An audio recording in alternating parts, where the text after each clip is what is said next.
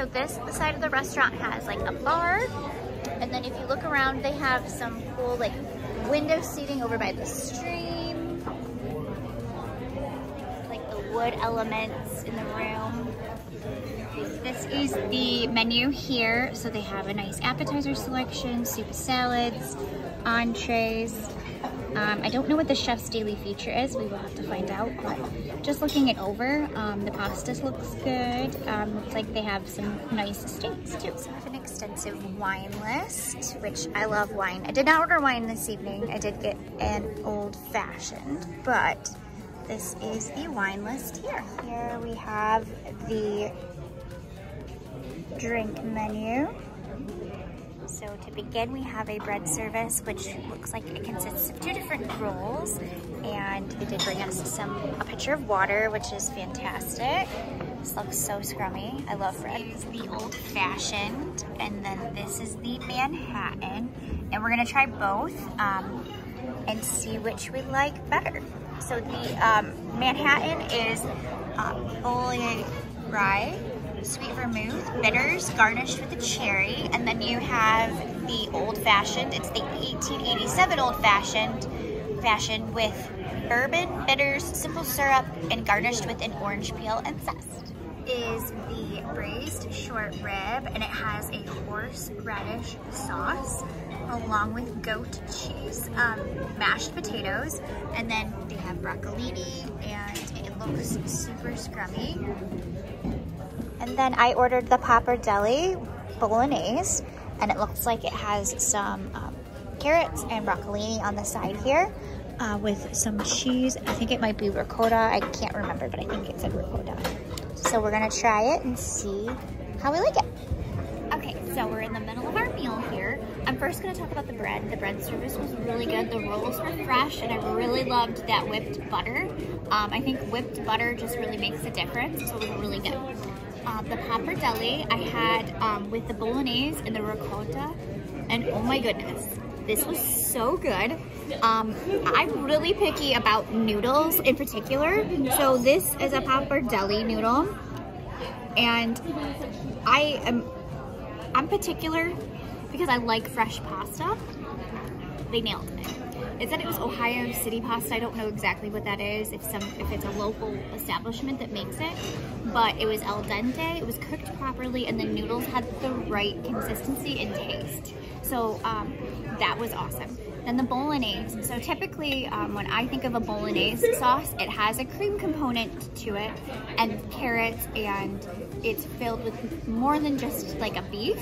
So this had pork in it, and it also had the ricotta cheese on top. So they nailed it as far as flavor goes. That's exactly how a bolognese should be. It should not just be like a typical spaghetti sauce. So I think they did a really good job on the bolognese. I'm actually really impressed. And then it came with grilled carrots. So I had like all of the things I was looking for in a bolognese right here in this dish. So I'm gonna give this a 7 out of 7 scrubbies. I think that this is the best dish that we had here so far. But I'm gonna talk about the braised short rib also. And to kind of give you an idea of how good this pasta is, Joel, my husband, does not like pasta very much, which is crazy to me, but whatever. He had some of this with the ricotta and said that it was probably the best pasta he's had, so he loved it. And so that just means even a non-pasta lover loved this pasta. So I'm gonna recommend that if you come to Miller's Table that you get the pappardelle bolognese. Okay, next up is the short ribs. They were very good, very tender. They came with the goat cheese, mashed potatoes, and a horseradish cream sauce. I will say that the horseradish was a very mild flavor. It was not extremely prominent, I would say, in the dish. And the goat cheese, I think, just made them like light and fluffy. Like the mashed potatoes were very good. I didn't get that like strong, bitter goat cheese taste from them, but they were very good. Overall, I think that it was a very nice dish. Again, it came with broccolini and the carrot. I would say on the scrummy scale, I would probably give this a 5 out of 7. It was really good. very mild in flavor. So if you're looking for something more of a punch, I would definitely go for the pappardelle, but it was solid. I don't think there was anything wrong with this dish. I think it was very good overall, but I think I like, for my favorite flavor palette, I prefer the pasta. For dessert, I got the brownie caramel cheesecake. And I'll give you a little cross section here. So it looks like there's actually brownie pieces on the top, and then it's cheesecake with caramel drizzle and a chocolate candy here. Some chocolate shavings. It looks super good. Okay, so I have to say this cheesecake was balanced so nicely. It had like chunks of brownie in it, and then there was the salted caramel, and then you got a little bit of that cheesecake flavor. I like cheesecake. I don't love cheesecake, but I love this cheesecake. That makes sense? So like cheesecake, sometimes if it has too much of the cheesecake flavor, like isn't my thing. This was amazing. I liked how it had, I was describing it a little bit like a buckeye, where, you know, when you get the peanut butter and the chocolate together, there's like a salty, sweet thing happening. That salted caramel does that. And this is outstanding. I would highly recommend the cheesecake. Our waitress said that they have other cheesecake flavors in rotation, so definitely try those as well. And I'm gonna give this, I know, my sister always is like too free with like the number, but I'm gonna give it a 7 out of 7 Sawmills. This is just too good not to give it a 7. So we were also found out that these are all fresh made here on site. So you're getting like really good desserts.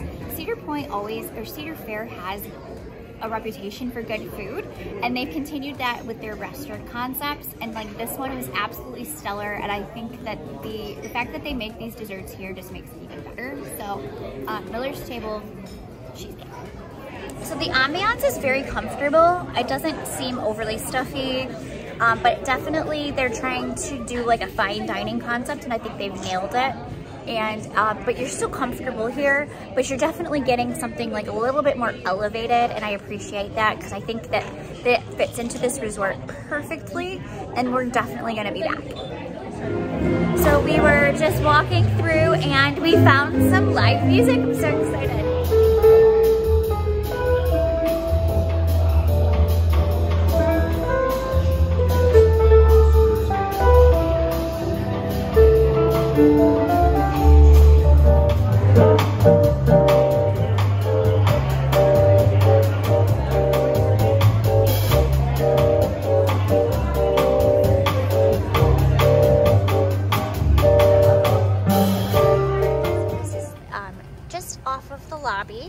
The lobby's right in there.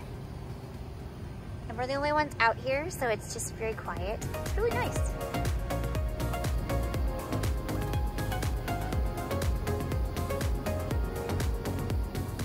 So we just finished our dinner at Miller's Table, and I have to say we thoroughly enjoyed it. It was a little pricey, but I have to say it was really worth it. And so I would highly recommend eating there, especially if you're staying here at Sawmill Creek.